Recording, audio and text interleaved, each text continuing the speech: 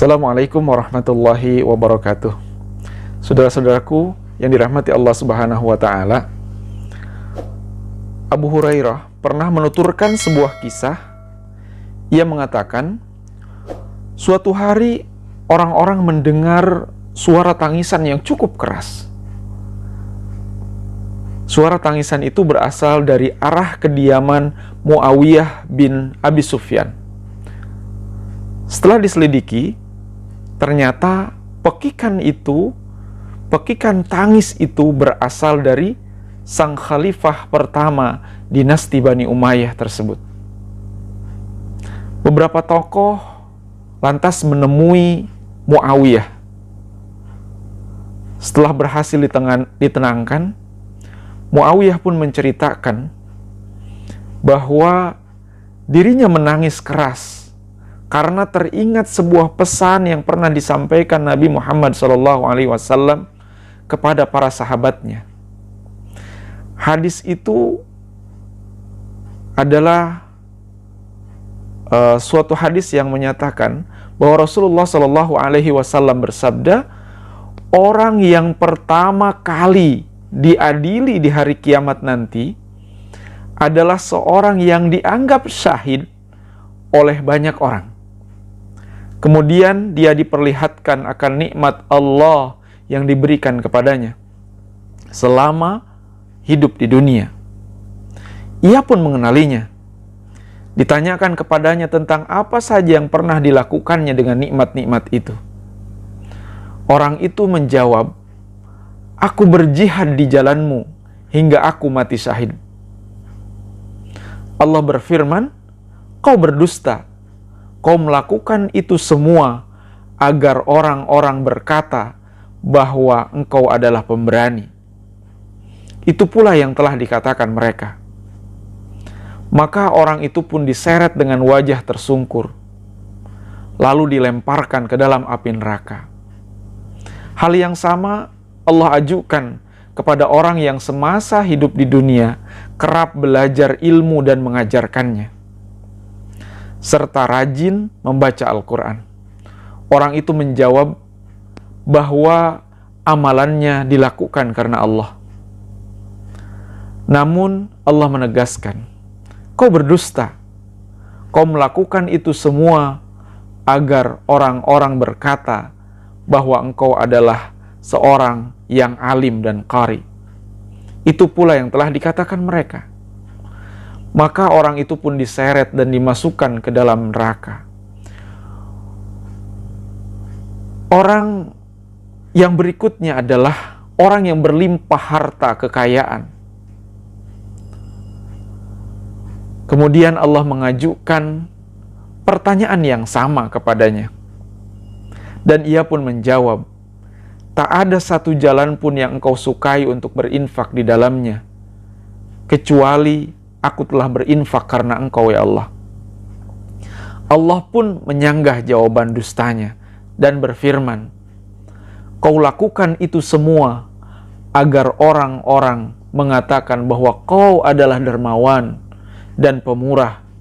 Itu pula yang telah mereka katakan. Maka orang itu pun diseret dan dimasukkan ke dalam neraka. Hadis riwayat Muslim. Hadis ini mengingatkan kita agar hati-hati dalam melakukan sesuatu. Janganlah melakukan sesuatu karena pencitraan, karena ria.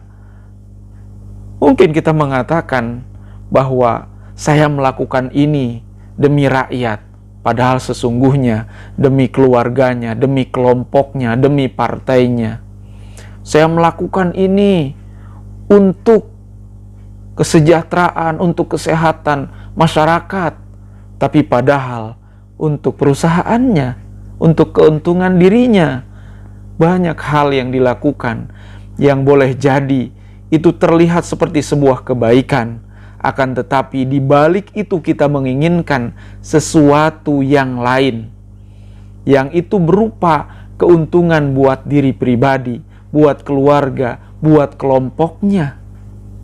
Maka ini adalah pencitraan yang kita harus hati-hati.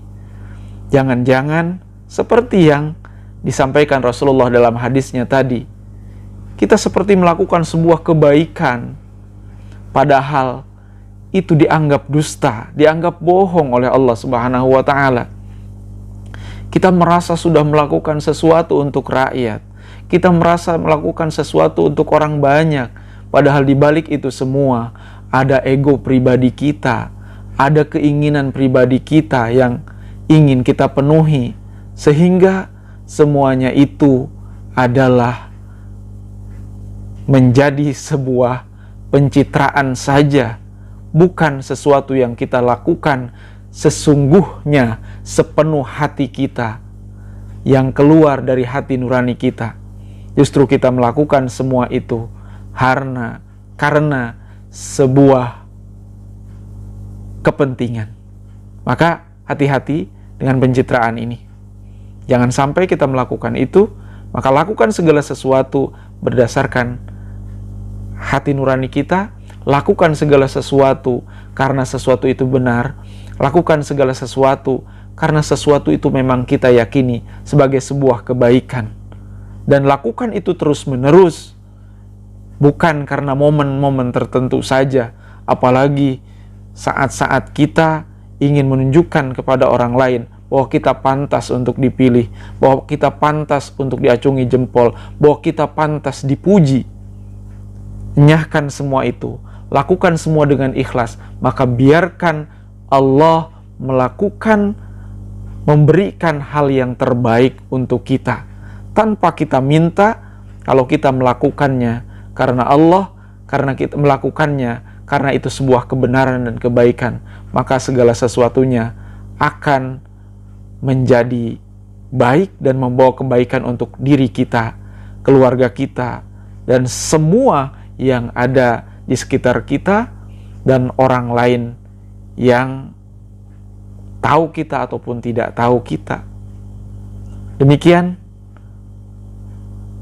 yang bisa saya sampaikan, mudah-mudahan bermanfaat. Intinya, hati-hati dengan pencitraan. Terima kasih. Wabillahi taufiq wal hidayah. Wassalamualaikum warahmatullahi wabarakatuh.